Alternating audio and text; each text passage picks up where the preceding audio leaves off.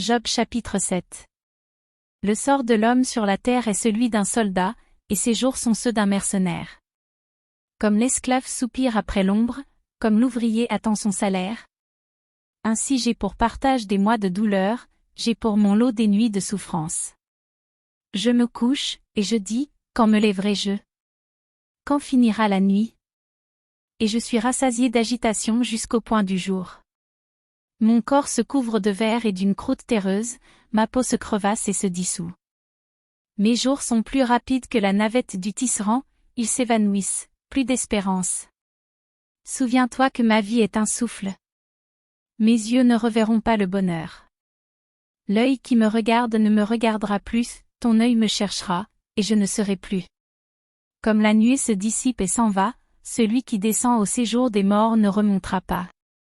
Il ne reviendra plus dans sa maison, et le lieu qu'il habitait ne le connaîtra plus. C'est pourquoi je ne retiendrai point ma bouche, je parlerai dans l'angoisse de mon cœur, je me plaindrai dans l'amertume de mon âme.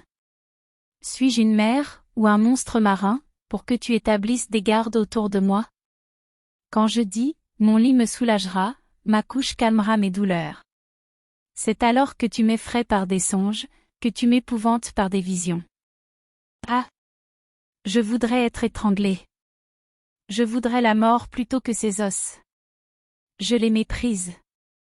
Je ne vivrai pas toujours. Laisse-moi, car ma vie n'est qu'un souffle. Qu'est-ce que l'homme, pour que tu en fasses tant de cas, pour que tu daignes prendre garde à lui? Pour que tu le visites tous les matins, pour que tu l'éprouves à tous les instants? Quand cesseras-tu d'avoir le regard sur moi? Quand me laisseras-tu le temps d'avaler ma salive? Si j'ai péché, qu'ai-je pu te faire, gardien des hommes? Pourquoi me mettre en butte à tes traits? Pourquoi me rendre à charge à moi-même? Que ne pardonnes-tu mon péché, et que n'oublies-tu mon iniquité? Car je vais me coucher dans la poussière, tu me chercheras, et je ne serai plus.